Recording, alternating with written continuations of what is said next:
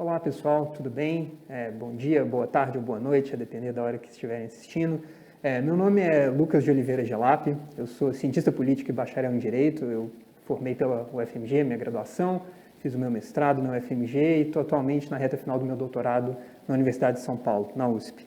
Eu vou ser o professor de vocês nesse curso chamado Teoria do Estado, Estado Moderno e a Sua Democratização, que é um curso que faz parte deste curso de formação aplicada em Direitos Humanos, que é uma iniciativa do Centro de Direito Internacional com a Fundação Konrad Adenauer.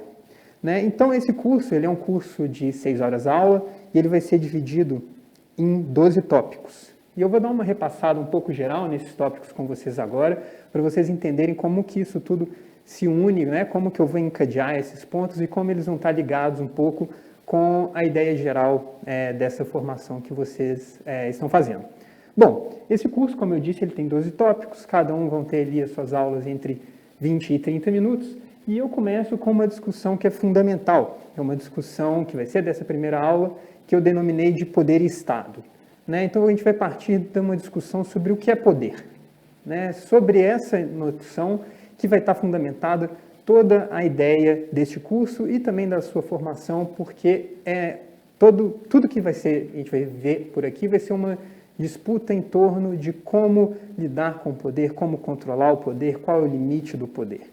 Então, primeiro a gente precisa entender o que é o poder, especialmente o poder político, e como ele vai se relacionar com essa ideia que é fundamental na contemporaneidade, mas uma ideia moderna, que é a ideia de Estado.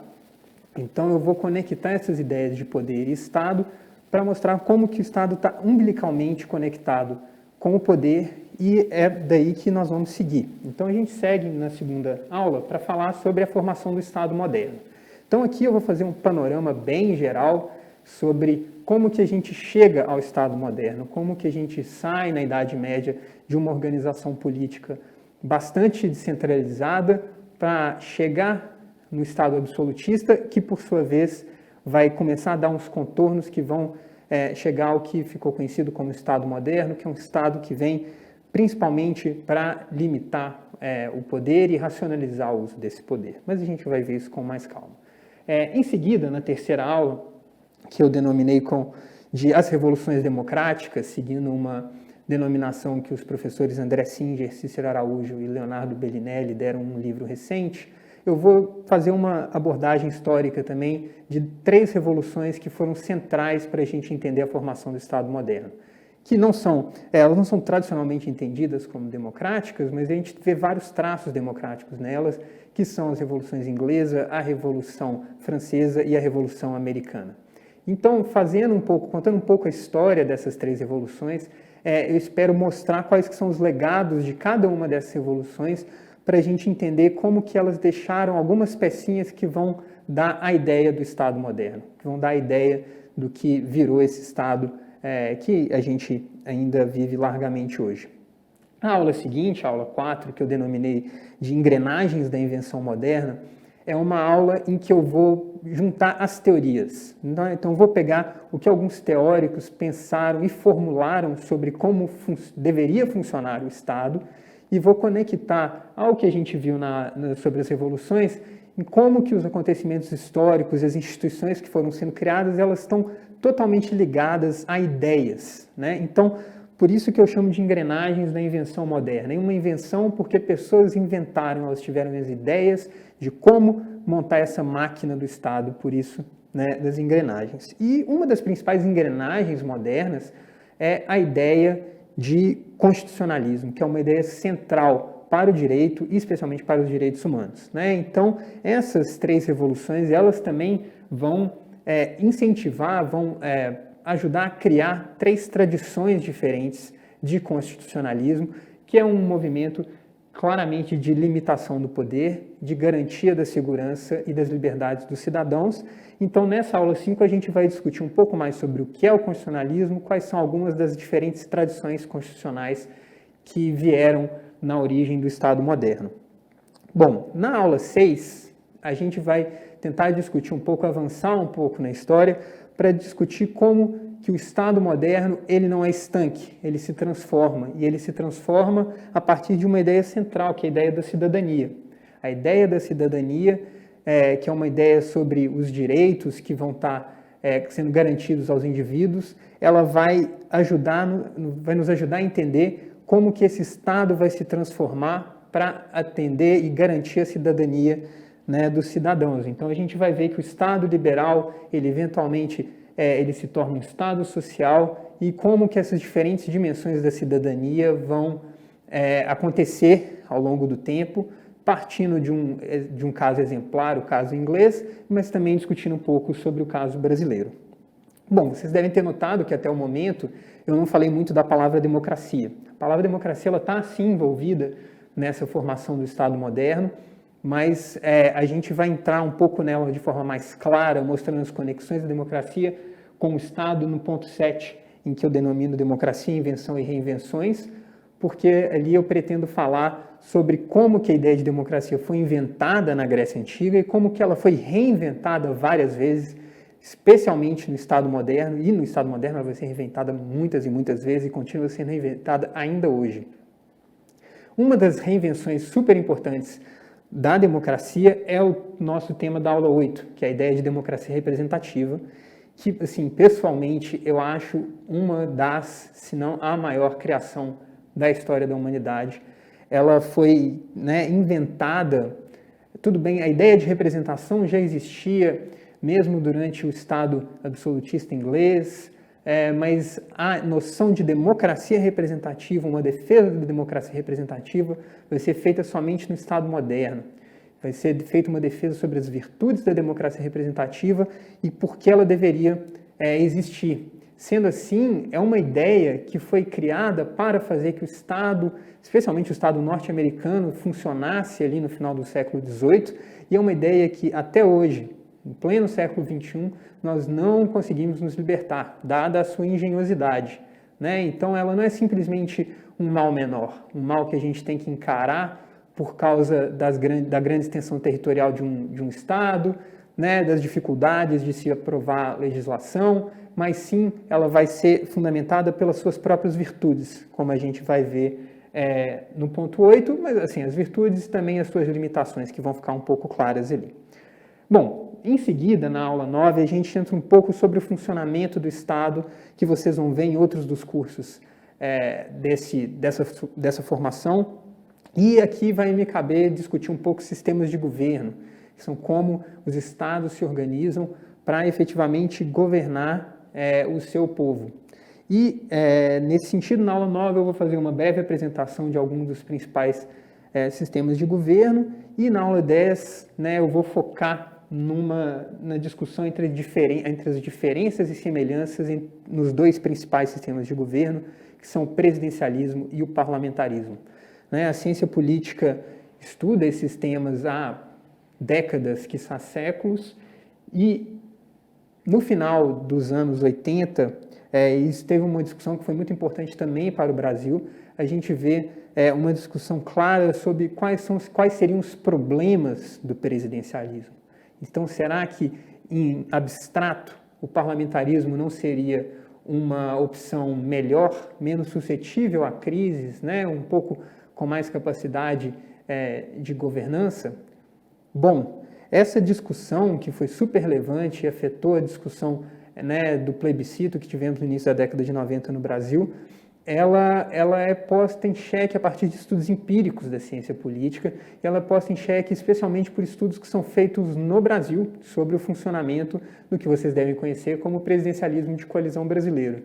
O presidencialismo de coalizão brasileiro, ele é um dos elementos que fazem que essa teoria sobre as virtudes e problemas de presidencialismo e parlamentarismo sejam reinventados na década de 90, para ver que eles são muito mais parecidos do que aparentemente eram a uma primeira vista. Isso nos leva à 11ª aula, em que eu vou descer um pouco para a gente discutir o caso brasileiro.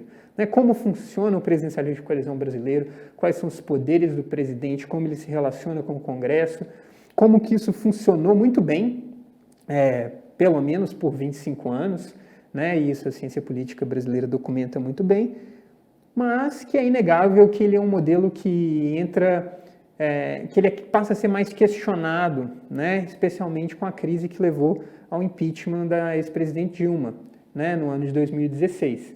Então, o impeachment nos leva a questionar sobre o funcionamento do presidencialismo de coalizão, né? E o presidencialismo de coalizão continua acontecendo, como a gente vai ver, eles são normas, é sobre esse modelo que o presidente Temer governou e é sobre esse modelo que o presidente Bolsonaro governou. Então, eu pretendo, na verdade, discutir como que esses governos operaram a coalizão nesse período e como que a gente chega nessa discussão da crise.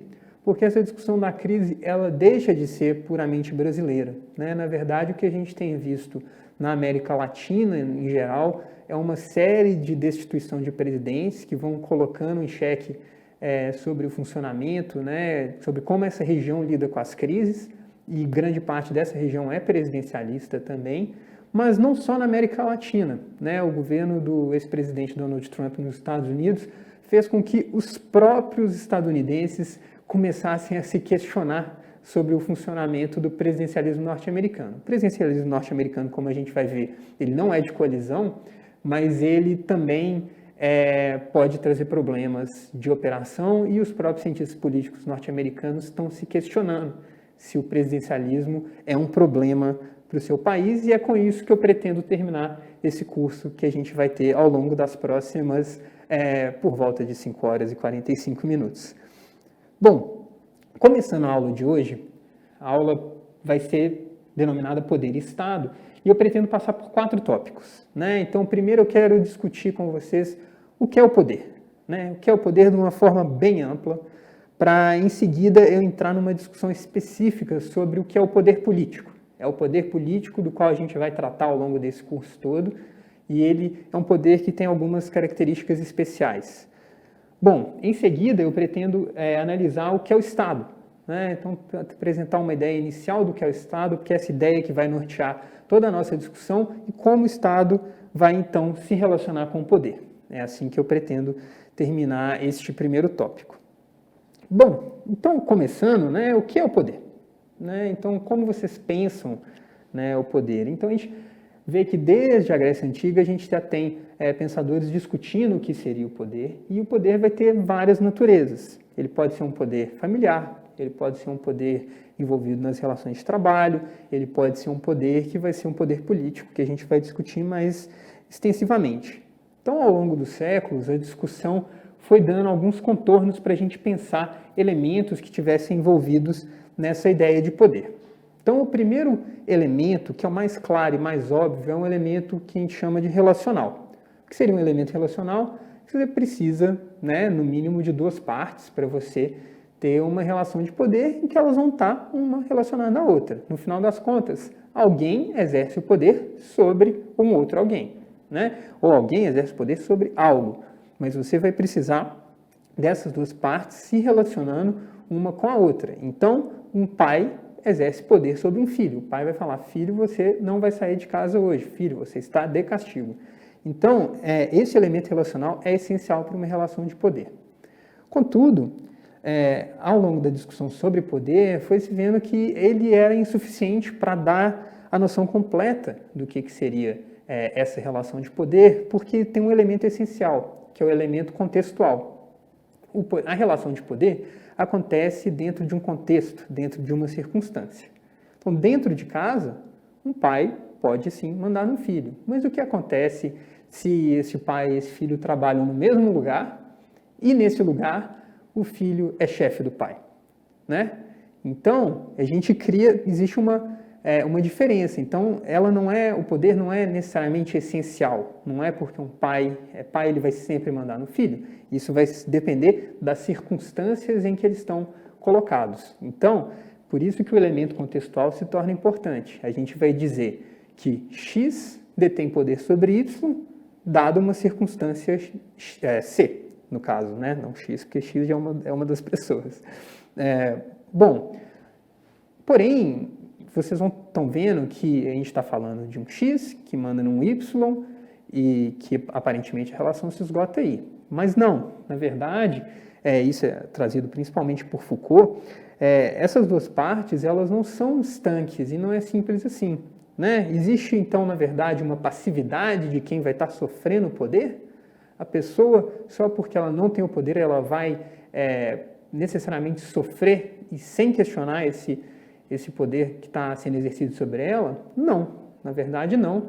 Na verdade, a história, principalmente a história da modernidade, é um questionamento, né, sobre exercícios de poder que não sejam legítimos, né? Então, as pessoas não vão ser necessariamente passivas perante o poder, e elas vão poder, na verdade, questionar, né, várias dessas instâncias que elas estão sofrendo de poder.